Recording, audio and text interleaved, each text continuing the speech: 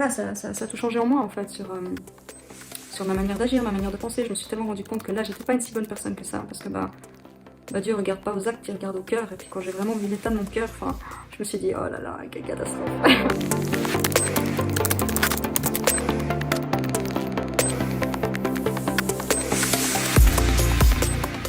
Je commence par me présenter, je m'appelle Sandra, j'ai 33 ans et j'ai rencontré le Seigneur à 29 ans.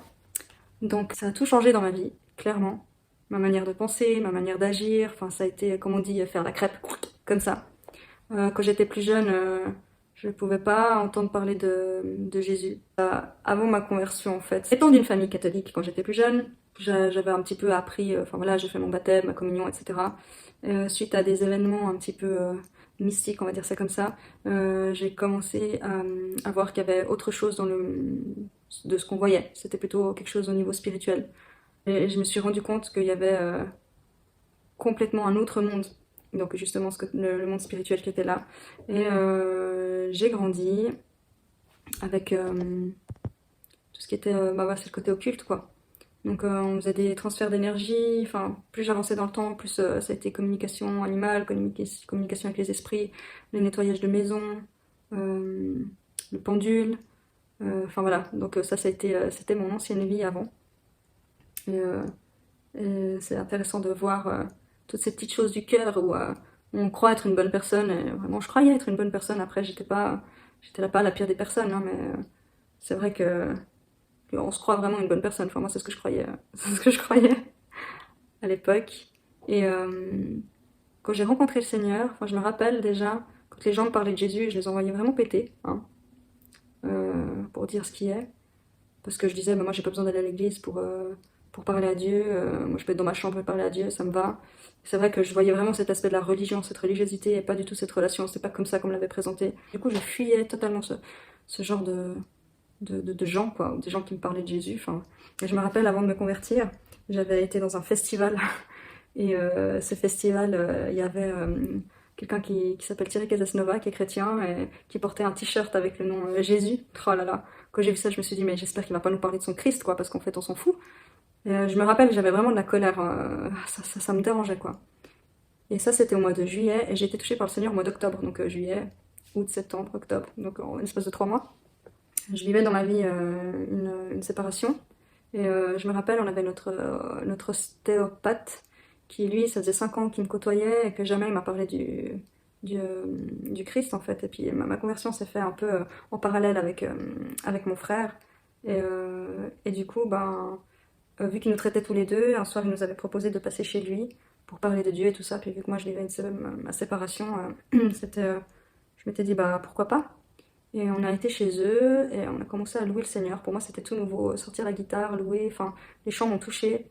Ils ont commencé à nous parler de la Bible, encore autre que ce que j'avais appris quand j'étais petite. Et à ce moment-là, à la fin des discussions et tout ça, je me rappelle qu'ils ont posé les mains sur nous, qu'ils ont prié pour nous. Et moi, je suis une petite frileuse, quoi. Donc à chaque fois, c'est. Enfin voilà, je me rappelle, j'avais ma jaquette, j'avais froid. Et puis à la fin de la prière, en fait, j'ai ressenti une chaleur, en fait, envahir tout mon corps. J'avais vraiment très chaud. Je me rappelle, j'avais les mains moites, j'avais enlevé ma jaquette. Et à la fin de cette prière, quand elle a terminé de prier, je sais pas, mon frère et moi, on s'est regardés, on les a regardés, et puis on s'est dit, bon, quand est-ce qu'on se fait baptiser, quoi? Ça nous tombait tellement sous le sens. Et à ce moment-là, j'avais vraiment compris que Dieu que je cherchais, je l'avais enfin trouvé. Parce que c'est vrai, quand je faisais toutes mes choses occultes, je pensais à faire les choses pour Dieu. Je pensais à travailler pour Dieu, je faisais tout ça pour Dieu, je le cherchais, mais sans vraiment trouver, en fait, parce qu'on n'avait jamais vraiment les réponses qu'on voulait. Et là, c'est vrai qu'à partir de ce jour-là, ça me semblait évident, j'avais trouvé, en fait, ce qui nous manquait, quoi. Et ensuite, là, ça a été... à partir de ce jour-là, quand je suis sortie de chez eux, donc je me rappelle que j'étais arrivée, moi j'étais pas bien, j'avais pleuré une bonne partie de la journée. Et je suis sortie de chez eux, j'avais le feu, quoi. J'avais la joie, mais une joie incroyable. Je pourrais pas la citer avec des mots, quoi. C'était une joie euphorique, quoi. C'était vraiment ça. Et du coup, à partir de jour, enfin moi ça m'avait tellement troublé ce contraste de me dire, mais j'arrive chez lui, je suis de cet état, je sors de chez lui après une prière, je suis de cet état-là. Et à partir de ce jour-là, Christ n'a plus jamais quitté ma tête en fait. Ça a toujours été. Après, bien sûr, j'ai vécu plein de trucs avec Dieu, hein, plein de choses et j'en vis encore. Et ouais, ce qui était assez incroyable, c'était de voir toute cette persévérance, et puis ouais, qu'est-ce que Dieu voudrait, qu'est-ce que Jésus veut pour ma vie, qu'est-ce que Jésus veut que je fasse, et puis voilà, ça a tout changé en moi en fait, sur ma manière d'agir, ma manière de penser. Je me suis tellement rendu compte que là, j'étais pas une si bonne personne que ça, parce que Dieu regarde pas aux actes, il regarde au cœur, et puis quand j'ai vraiment vu l'état de mon cœur, enfin, je me suis dit, oh là là, quelle catastrophe. Catastrophe, heureusement que le Seigneur est là pour pouvoir m'aider à évoluer dans chaque aspect de ma vie, quoi.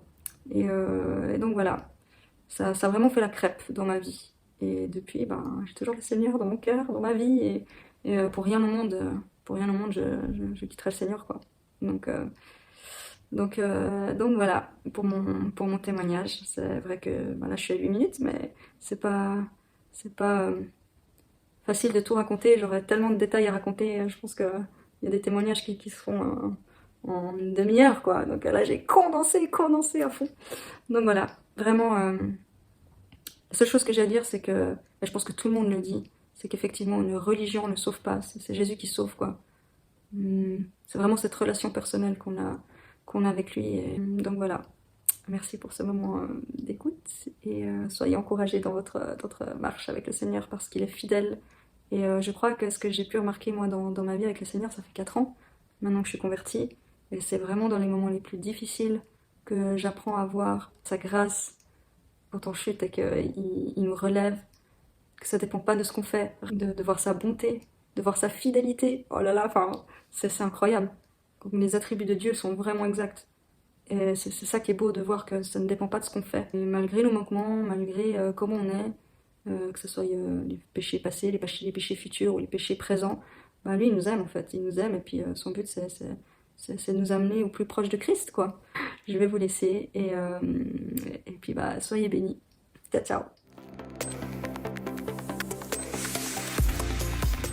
Si cette vidéo t'a plu, alors n'hésite pas à nous suivre sur les réseaux sociaux. D'autres vidéos témoignages comme celle-ci vont suivre, ainsi que des conférences exclusives sur différentes questions en fin de mois d'avril. Si tu as des remarques, des questions, ou même si tu as à cœur de partager ton témoignage, cela nous ferait trop plaisir de te rencontrer sur Instagram, Facebook, YouTube ou même par email. Jésus t'aime.